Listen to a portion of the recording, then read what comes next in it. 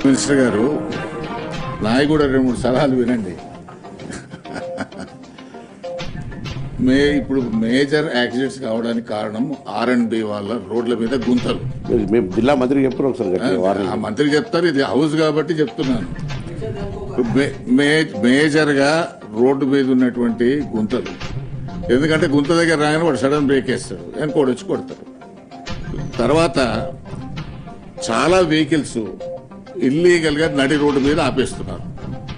దాంట్లో మీ ఆర్టీసీ బస్సులు ఉన్నాయి, లారీలు ఉన్నాయి. ఆగి ఉన్న లారీకే గుద్దుకొని చచ్చిపోయిన వాళ్ళే ఎక్కువ, ఆగి ఉన్న బస్సులను గుద్దుకుని చనిపోయిన వాళ్ళ సంఖ్య ఎక్కువ. మీరు సెన్సెస్ తీయండి. అదేవిధంగా సైరన్స్, ప్లేట్స్. సైరన్ అయితే ఎవరోడు పెట్టుకుంటుండో ఎవరికి అర్థమైతలేదు, ఎవరు ఇష్టానుసారం వాళ్ళు పెడుతున్నారు కార్లకు. చెప్తాం, మీ ఆర్టీఓలు, మీ వెహికల్ ఇన్స్పెక్టర్ డ్యూటీ కూడా అది. తర్వాత నెంబర్ ప్లేట్స్ మీద వాడు ఎమ్మెల్యే రాసుకుంటాడు, పోలీస్ కమిషనర్ రాసుకున్నా ఎవడు వాడికి దిక్కు లేదు. వినారా? అందుకనే మీ డిపార్ట్మెంట్ చేయాల్సిన దాంట్లో కూడా మీరు ఎప్పుడు రోడ్ల మీద ఇన్స్పెక్షన్ చేస్తుంటారు కదా మీ వెహికల్ ఇన్స్పెక్టర్స్, అవి ఎందుకు పట్టించుకోవట్లేదు?